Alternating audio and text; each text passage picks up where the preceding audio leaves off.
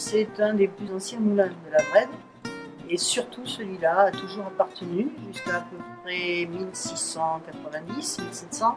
au seigneur du château de la Brède. Au seigneur au pluriel, tous les seigneurs successifs depuis à peu près Aliénor d'Aquitaine.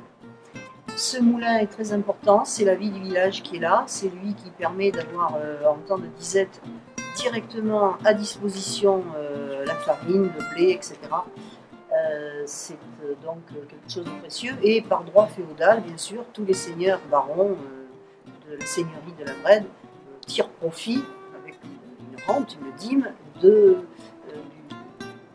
la mouture et de la farine tirée du moulin. C'est un endroit qui a traversé les siècles, qui a eu beaucoup d'importance dans la vie du village, puisqu'après que le seigneur, le père de Montesquieu, ait été obligé de le vendre dans les années 1700, le moulin a continué à servir dans la vie quotidienne, et notamment à la fin du 19e siècle, au début du 20e, c'est grâce au moulin transformé que le village a pu être électrifié. C'est-à-dire qu'on a des factures qui datent de cette époque, de l'ensemble du village, du bourg, électrifié grâce à la production d'énergie électrique et écologique du moulin à cette époque. Les meuniers qui sont ici, on peut dire qu'ils sont les régisseurs du moulin,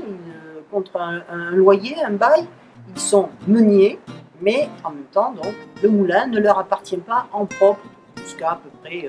1700. Et lorsque Montesquieu va naître, dès son deuxième jour de naissance, le 18 ou le 19 janvier 1689, eh bien, au lieu de le ramener au château, son père, Jacques, va le conduire ici, chez le meunier et la meunière, parce que ce sont des gens qu'il connaît très bien, des gens en bonne santé, et que la meunière vient d'avoir des enfants.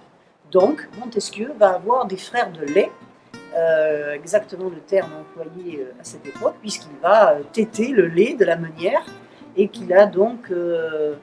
vécu 3 ans avec ses petits-enfants, y compris les petits gamins du village, et que toute sa vie, il sera très proche d'eux. Il ne revient jamais de Paris sans s'arrêter ici,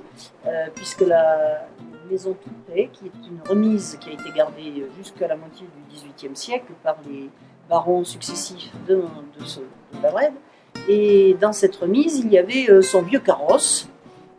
qui venait le chercher au relais de poste de la Prade à 3 km, et c'est donc par ici qu'il arrivait, puis on le conduisait au château.